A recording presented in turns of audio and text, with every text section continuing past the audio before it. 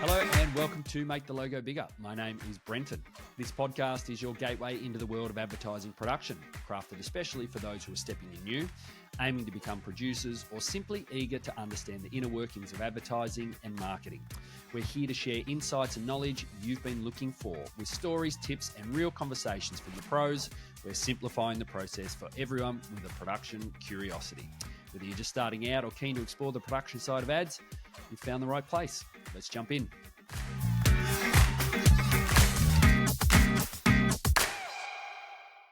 Today's guest is Glenn Dalton, the former ECD at Hardhat and Akkomplice agencies in Melbourne.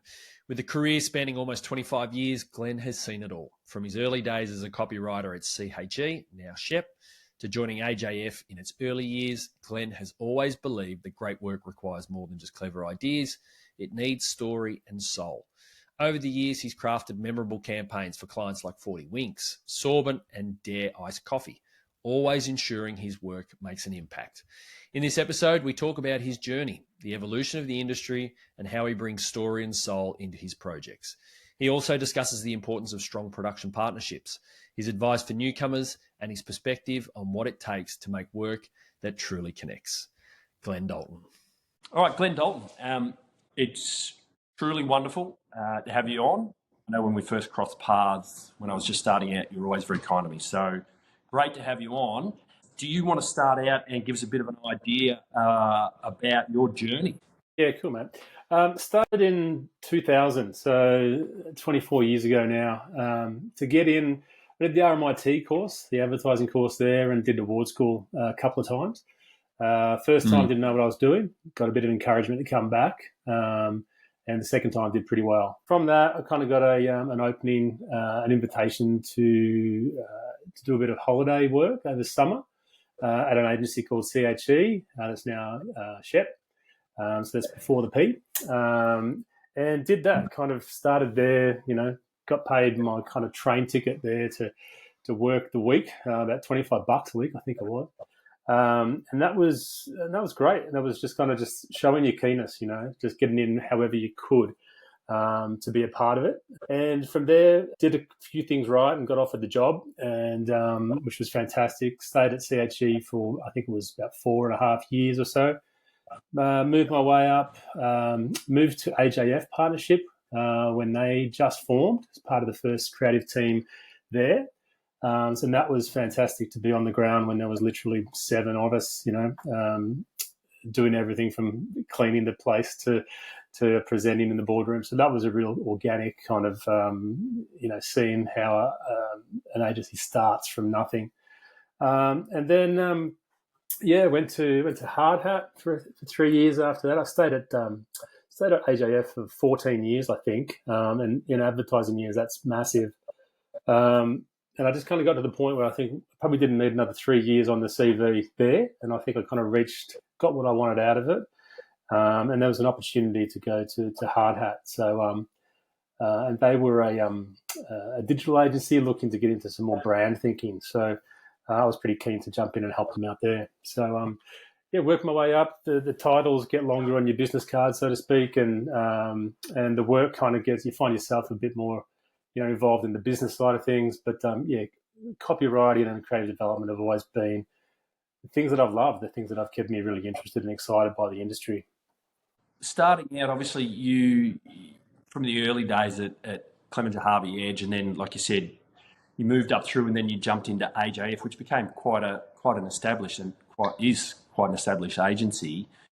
What's it like when things are smaller compared to when things are bigger, creatively? Yeah, I think AJF got to be about 110 people by the time I left. And that was, I think the big agency, it's like a plane, right? You've got everyone's, I think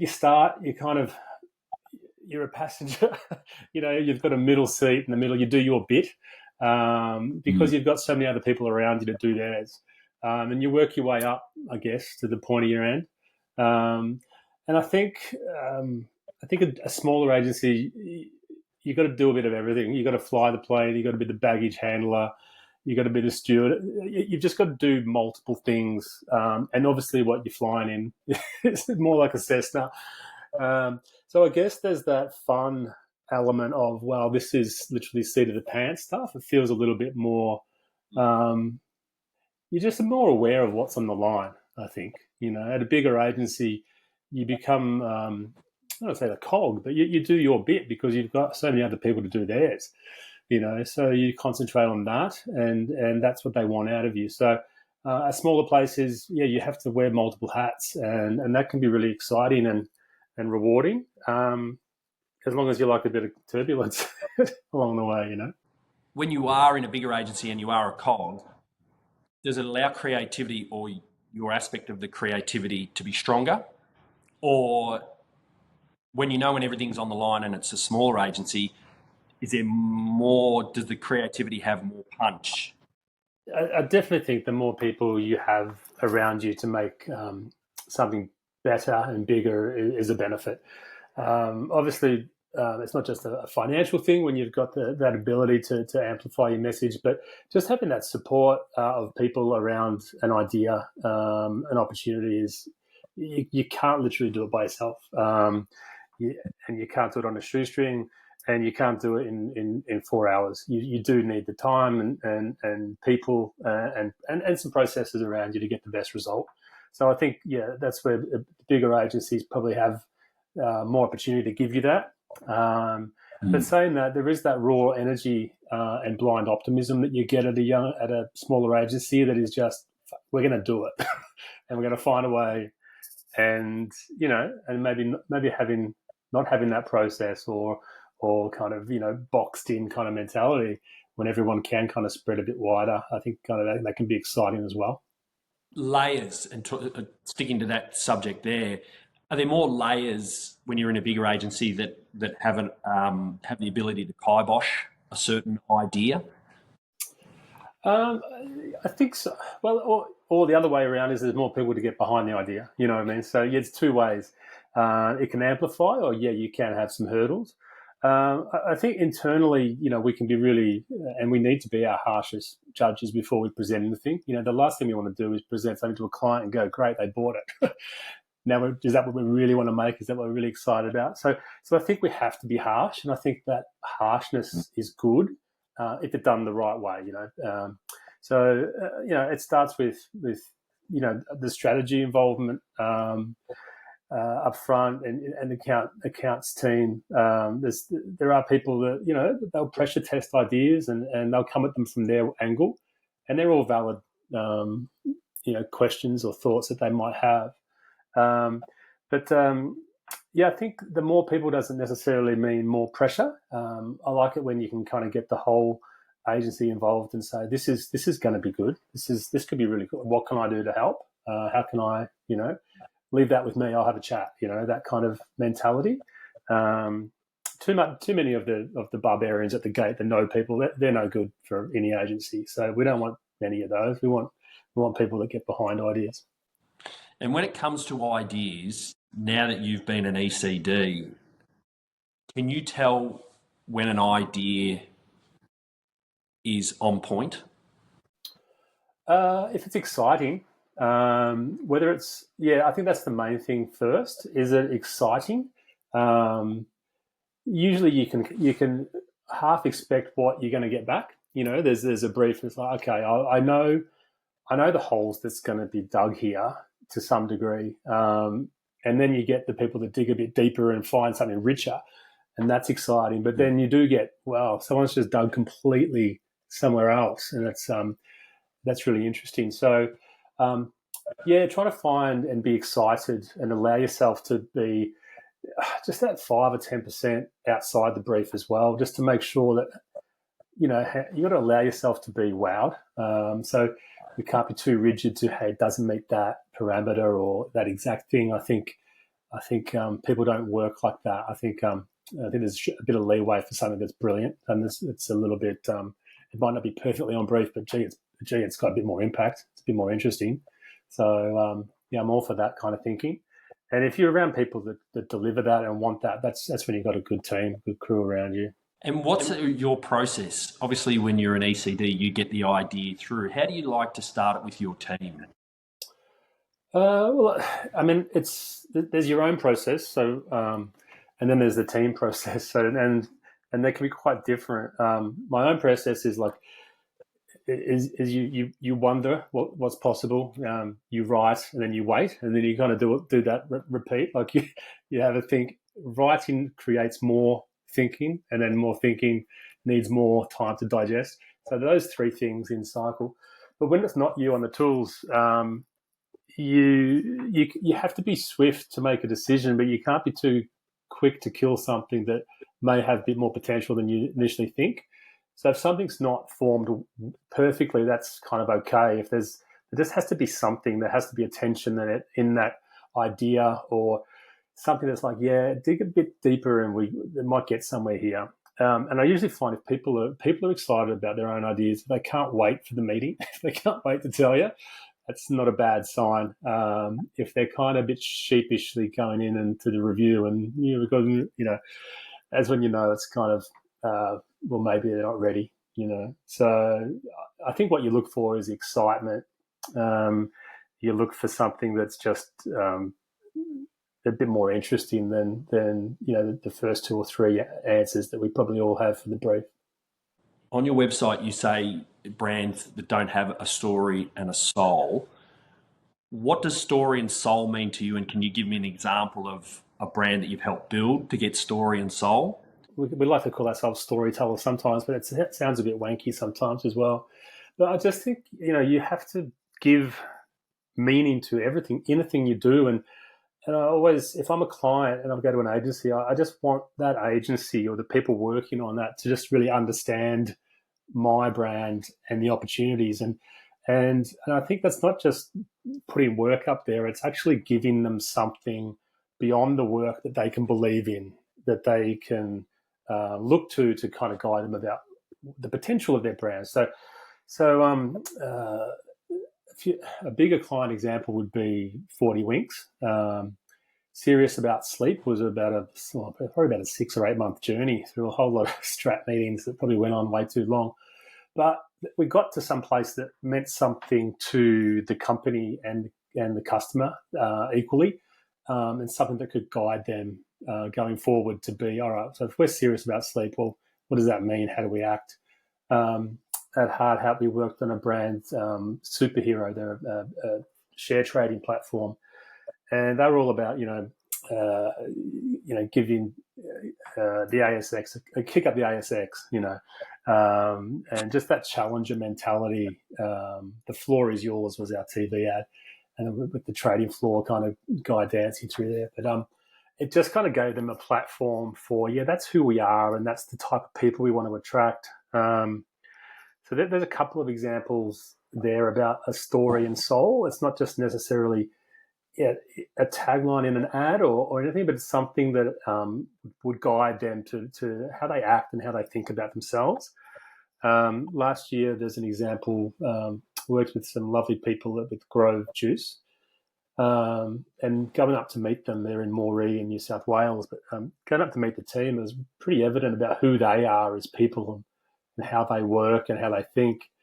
Yes, they have boardrooms, but they're so much more comfortable in the around the kitchen table and in the factories and farms, and obviously being juice, it's if you look too hard in juice, you'll find some sugars and stuff there that aren't great, but whatever. But we just boiled down to this essence and appreciation of how you attack life and think about things, in which we arrived at Get Up to Some Good, which was just a nice permission to do those things that are a little bit like, fuck it, I'm just going to do it, and they're not all bad things. They're not perfect. They're not all healthy, whatever, but they're kind of good, So there's kind of examples about giving some story and soul to some brands, and maybe beyond brands is businesses, to help them think about who they are.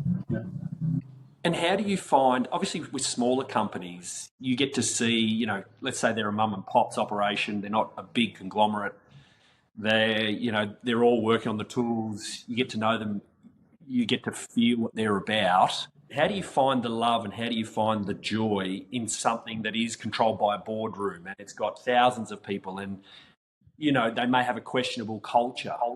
I think obviously more people involved. I mean, that 40 Links example, there were rooms full of franchisees from all over the country in there, and everyone had an opinion about how they wanted the company and the advertising to be and all that stuff. So, but worked on Holden for 8 years, and the same thing. We've got dealerships that were looking at sales figures, dealers coming in going up. Yeah, I get what you're trying to do over there, but I've got some immediate needs right this week to deal with. So you've got many people to make happy, I guess. And no one's ever going to be all happy, but you have to, and that's where you want your marketing team of those companies to really be strong and to say, no, follow me through this.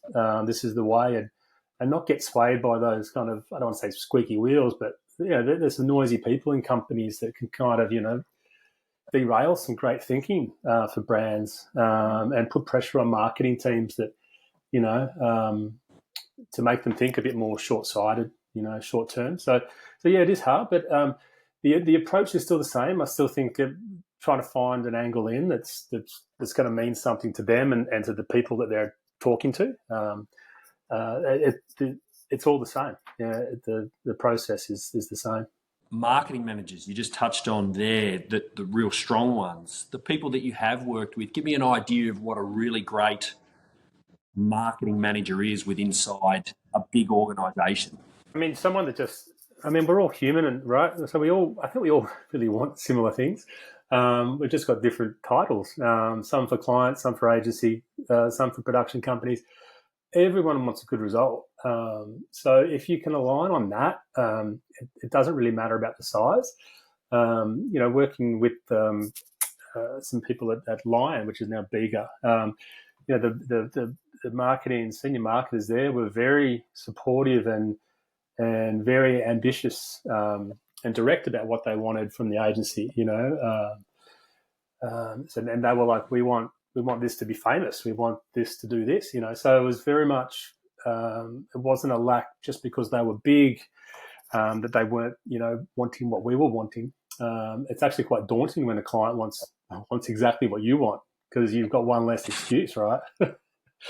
You've got, so, well, okay, you want that too. Let's go. We can't say, the client didn't want it. Now they did, and I think most of them do. But great marketers on either agency or client side. I think they just believe, and they want to do something that gets noticed. They want to obviously move the needle on products and all the key KPIs and things like that. I think they just want success. We all want that. Now, following up a little bit before, you were talking about time when it comes to ideas and having the time for it to form. What's it like in the current environment where it seems to be time is really compressed? Yeah, it is. It really is. Anyone you'd talk to would probably say the same thing, that time is the commodity now. And I guess there's that wrestle for time, isn't there? And understanding for what time gives you, and try to respect everyone's role in time. Sometimes I think, when we're talking production and that creative, when it's time for production and creative to shine, and you look back at the job number, sometimes that job's been in the agency for a while. It's come to us, and we've got you've got 2 weeks and 4 days to make it. Well, think of it and make it. So there probably is an unbalance in agencies about when a job comes in, and probably I don't know the bag strategy is an easy thing to do, but there sometimes seems to be, okay, now it's approved, we've researched it, okay, now make it. And it's like, well, just to make sure we have the right amount of time to do that to the degree and the caliber it needs to be. I think that's been at odds with the natural direction of everything with digital. Digital makes everything so much quicker, everyone's got a phone and it can upload so quick. So there's this whole thing about great things take time, but then we've got these tools in our pockets and perception of, well, I can do it and someone else can do it, so, if you can't do it, there's pressure to deliver on time. So, but yeah, time is the best thing to have. It's equally as valuable as the budget is, because if you have time, at least you can just answer that brief so much better. You don't have to rush to make those first few thoughts, as good as it can be. It's like, no, let's think a bit more. Are there tools that are coming that are going to help creative ideas form quicker with the time pressures that we have? For example, ChatGPT. Yeah, I guess obviously there's certain things that AI, ChatGPT can do that just it just makes everything a little bit okay. How can I shortcut some research? How can I get an overview of the landscape? How could I form the skeleton or the narrative? All those things you could probably get quicker. But I still think there's that time that's needed from that human side of things to get that insight that you probably won't find from just that quick shortcut, fast food kind of gimme what you got, and that'll do, and I'll kind of wordsmith it later. I still think you need that time to really sit down with it. Look, some things do come quicker, and sometimes a lack of time can be a great benefit as well, because it does focus you in a way, and others. Like if you haven't got much time, then there's not much time just for it to sit on a desk and just to, for people to lose the energy that they had for things in a room, So sometimes lack of time can be okay because it can kind of really narrow everyone's attention and focus. When you need a creative break, you're coming up with an idea, or even if you want ideas to come, where do the best ideas come for you? Running, bathroom, shower? Yeah, look, there's always, I think there's that, they don't just come when you want them and at the times you want them. But I do think you can, there's talent, and then there's that tenacity to get the work done and dig deeper. And then there's that time when it's just that decompression. You've done all the thinking, or a lot of the thinking, and you've pushed your exploration, and then you just do need that time for things to simmer. And just to kind of find themselves. And it is funny, and it's not, you can't, predict it and things. It is funny when things come to you. You can be doing the dishes, you could be literally going to get a coffee. You could be anywhere, and it's like, oh, that thing, that might be a thing, So, they can come, but I think it's wherever that is, it's because you've done the work to have a platform of an idea already. And it's just doing those subconscious connections, the dot to dot, and that probably doesn't come at the desk all the time. It comes randomly. So yeah, wherever. Let's switch a little bit. Let's move to production. I believe your first hires when you start somewhere new is, correct me if I'm wrong, hiring a producer. What is it about hiring a producer that you find needs to be done first up? I think, and that was obviously going to a couple of smaller places. And when I first arrived at Hardhat, it just had such a culture of everyone doing the doing that sometimes you can it can be your Achilles heel as well. Like you've got creatives that are doing the directing, doing the producing, and Suits doing the plan. It just became something that, I think what you need is that person that can help you to do the production side of things, so that you can do what you're there for, rather than trying to cover bases you don't need to, or you shouldn't. You know what I mean? I think you got hired for a role, and I know you have to have complementary skill sets and understandings for things, but I just don't think you can be, especially when it comes to production. I've just seen too many good producers make things happen that, and I respect that role, So and I found that what we needed at Hardhat at the time was a producer just to take the pressure off, or to help everyone else. So in effect, hiring a producer, I was actually hiring 25% more creatives, because they would have their time back to not do the production side of things, So there was a little bit of it would help multiple roles.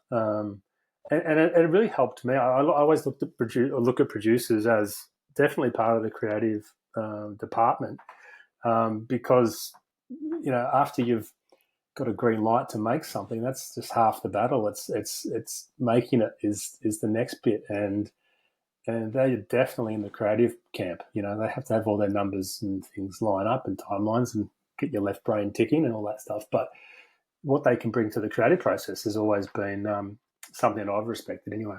And what are the qualities of a great producer? I think the best producers are the ones that know what is and what isn't possible, and then the stuff that isn't possible, they look at again and go, well, we might be able to look at that. So there's an energy and almost excitement for problem solving, and that someone that actually gets ideas as well, someone that knows what we're trying to do, rather than just, oh yeah, that's for what money have you got? Someone that just goes, oh, that's cool. So yeah, they have to. I love it when a producer gets the idea and I love that. And so they first have to. So we're all kicking with the wind, we're all great. You're on the same side. So, and then you can talk about the nuts and bolts about what we've got to make it. But someone that actually aligns creatively with what you want to achieve, and hey, I've got just the person. Hey, have we talked to this guy? Someone that gets excited. There's nothing worse than a producer that just is a wall. That's like, no, it's a wall, can't be done. There's that whole thing. What is it? The fast, good, cheap, whatever. Pick two.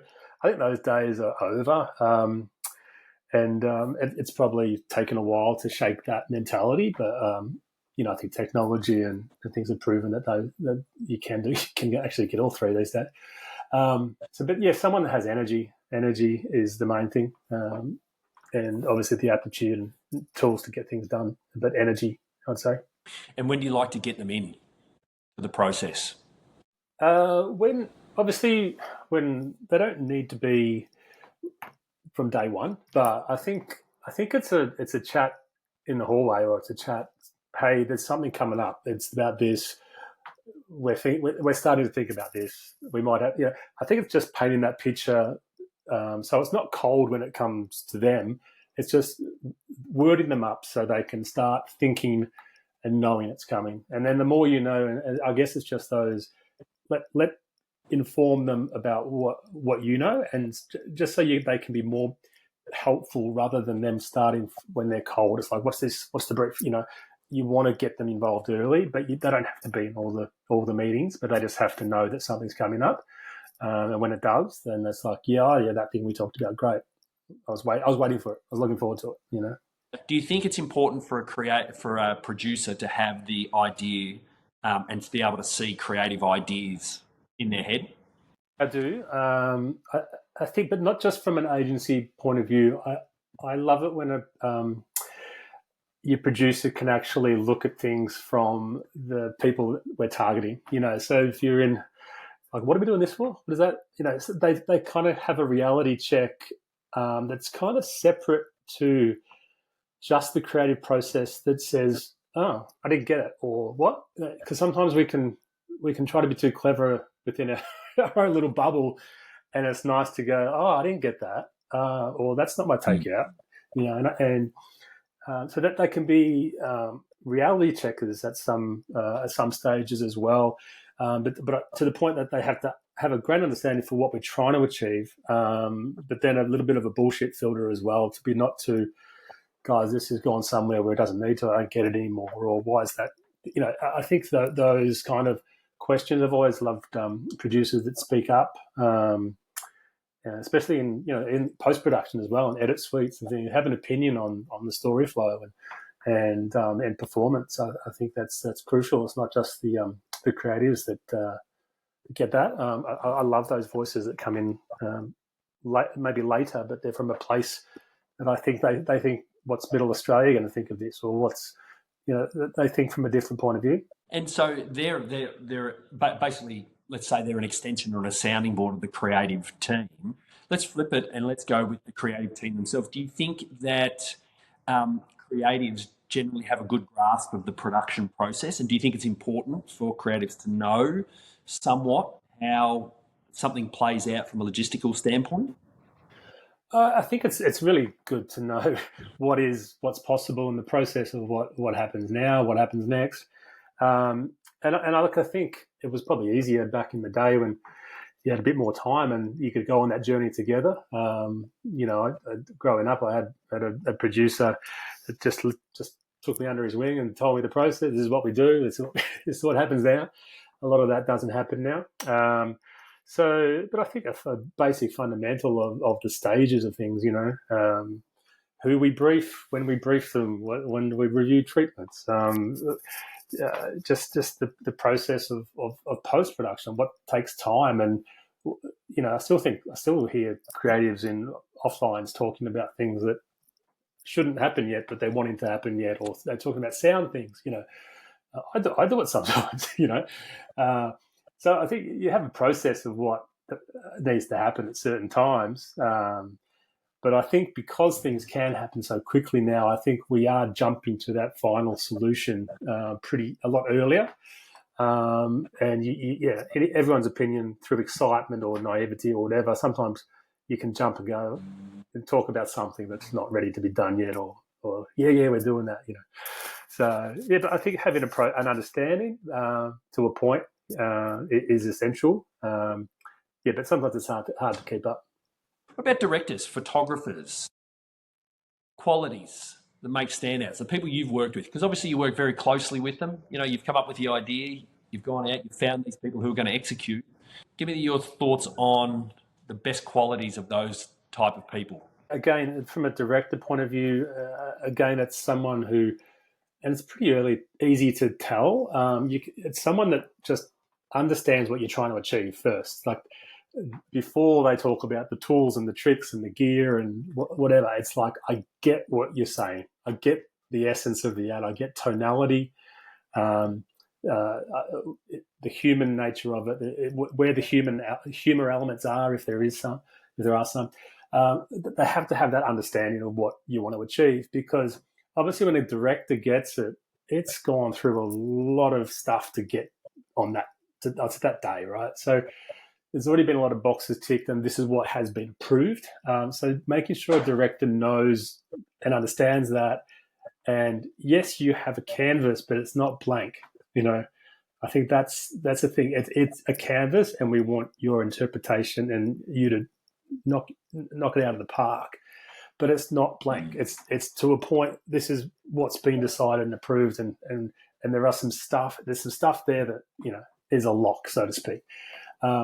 But saying that is when you get a director that comes in, I understand that, but have you and that offer solutions to get something better or to amplify that. So they haven't just started from scratch. They've taken what it is, and they're just adding their touches. And I worked on a Sorbent campaign last year, and Trevor Clarence, Sweet Shop, he took out one of my favourite lines from the ad, and he suggested a better transition scene, and it was great, and allowing that to happen. It was like, of course that's better, and it fits better for timing. So giving them scope to do what they're good at. Work with Mark Malloy, who's now doing amazing things in America, but years ago on Holden, Colorado, and we went down to New Zealand, and we wanted the vehicle to be as tough as anything, and so we fixed cameras everywhere to these cars, and so we had to make these big armed rigs coming out from all different angles, and these things were 6 to 8 feet, and they were holding expensive equipment that was worth more than the car, and just getting involved with someone who brings something, a vision, and this is the way I think it needs to be done to get that thing that you want, So when they have energy and understanding, I think, are the two things, and then you can talk about the tool, the kit bag to do it. But it's energy and understanding are probably the two things I look for. Now, help me out here. There is a story going around, and it was with Holden, I believe. Let's just see if you were there. There was a story that there was a shoot in New Zealand. They were only given one car. It was a prototype, and it got rolled on the first day. Were you ever a part of that, or have you ever heard that story before? No, I actually heard that was a Jeep. Apologies. So no, that's all right. But I did hear that story. No, I think we were somewhere. We're on somewhere in northern New South Wales, and where's that bridge, the road that goes out from the cliff face there? Yeah, near Wollongong, I think. Yeah, so we had one of the Holden cars. We had a nice, beautiful looking VF Commodore, I think it was, but it didn't have the tail fin that it needed or whatever. So a mad dash to kind of like, oh God, how do we do this? So we had to post it in. We had to change the colour of a silver car to red. All these things. Sometimes it's not perfect on shoot day, and it's like, and clients know it. I mean, especially if you're launching with cars, you get what you're given from overseas half the time, and it's not going to be ideal or perfect. So you've got to shoot around some realities sometimes, and if it's color or if it's a bit of gear or badging, there's all those things that that come up, but they're kind of exciting things as well. It's like finding solutions to those things. They make for good stories later on. There's always something that pops up, something that I think is just part and inherent of our job. Same with everybody else, is finding solutions to things that arise right there and then. And let's follow on with that with producers, the best producers. Give me an idea. Cool under pressure, know how to solve things quickly, always have an eye on what's coming up. Are they some of the attributes that the best producers have? The best producers, they can shortcut a lot of problems that don't have to be problems, so to speak. They avoid problems altogether. The best producers, that they obviously have a great knowledge of what's achievable for what money and who best to tap into to make it happen. So you go into a producer who knows their stuff, that's been around, that's made those connections, have those relationships from a director point of view, production company, post house, VO.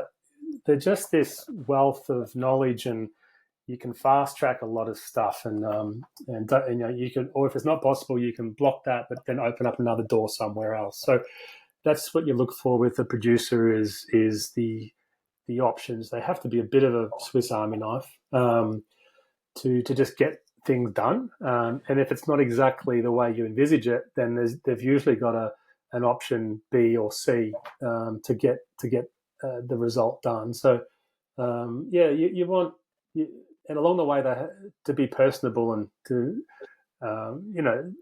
I always thought if I had my time again, I'd come back in the production company. I just think it's the most fun part of the agency. You've got a green light, already when you get it. So yes, we're making something. How are we going to make it? I think it is a great challenge, and stressful. My partner's a producer, so I hear a lot of phone calls and this happened, that happened, but there's some excitement in solving those problems and finding a way through and managing different egos, and I think it's a very rewarding job because especially when you get it right, I think that the attributes of someone that can just get shit done, I mean, that's a great producer. Now, what about yourself? Creatively, have you ever been on a set or on a shoot where you've had to come up with the solution creatively on the fly? Yeah, I mean, there's the obvious ones. Like, obviously, when you write a script, you've got your 30 seconds it's very comfortable. Everything fits on your page, but the realities are things don't always fit the timing. Even so you always have to do those tighter, quicker reads on set, or you might have different versions of. Hey, we're dairy farmers in New South Wales, but we're purer down here, and you got spinning plates to make sure that you keep in motion. So there's always things to do on the fly to make sure you've got that. Coverage in different angles to get you out of troubles in the edit. Actually, I just came off a job where I was kicking myself that didn't kind of change the location of the last shot. It was because it was just a little bit too dark. It didn't have the same lighting and the same gloss, and I was like, but it was at 4 a.m. in the morning. It was a night shoot, and everyone was packing it. I was like, you realize in the end, I go, yeah, I should have said that. I just should have said that. And now we've got to patch it in post.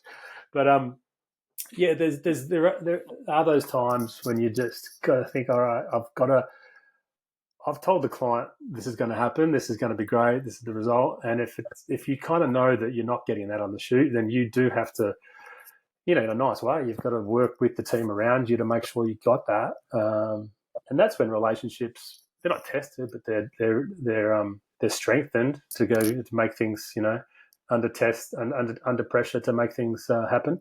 And that's when you're working with good people that you can actually, you can voice to someone who might be a really good friend. But it's like, dude, we need to get this. I know you want to get that, but right now, this is the most important thing.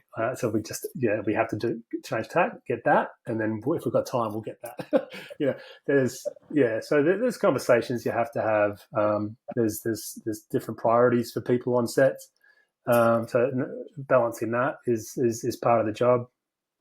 Advice for newcomers, GD, people who are starting out. Let's talk about creatively, but then also for producers. What advice have you got coming into the industry? I keep coming back to energy, don't I? I just think that's the main thing. I think you just got to want to be in this industry. I think you've got to want to create things. I think it's a fantastic industry, although it's, we've talked about time pressures and budgets have shrunk and everything, but there still is an opportunity to create things. So whether you're coming in from a creative point of view, production, suits, strategy is how I'm going to be somewhere that shapes something that makes things in the world. Granted that it's advertising, it's not always the most essential things in the world, but there is an element of reward for doing these things. You walk past something that that was us. Something's on TV. I remember that. It's you've got to want that and be driven by that. So that's the first thing. If you want to be involved in the industry, if it's just it's a job, it's cool. I can do that. Yeah, I've got skills. I can do that. I don't know. I don't think you'll enjoy it or last as long. So I think you just have to want to create things and bring with that just an energy to learn, to grow, to not think. To not want a senior title after 18 months, that might to just kind of give yourself time to be as good as you can be, to learn off people, to your skills when you start towards the skills, they just get better, and so I just allow yourself and be excited by growth. That's what I'd recommend anyone coming in is just allow yourself to enjoy it, get excited by the industry, but allow yourself to learn within it. Glenn, I said at the start, it was great to reconnect with you, mate. So great to hear your insights. Wonderful for you to share. I'm sure that there'll be people that will hear this. As I say to all the guests, I'm sure there are people who are out there who have questions that you've answered, and it's so great that you jump on and that you're willing to share those. So I appreciate it, mate. Yeah, thanks, bro. It's been great chatting, mate. So, all the best, mate. We'll chat again soon. Thanks, Glenn.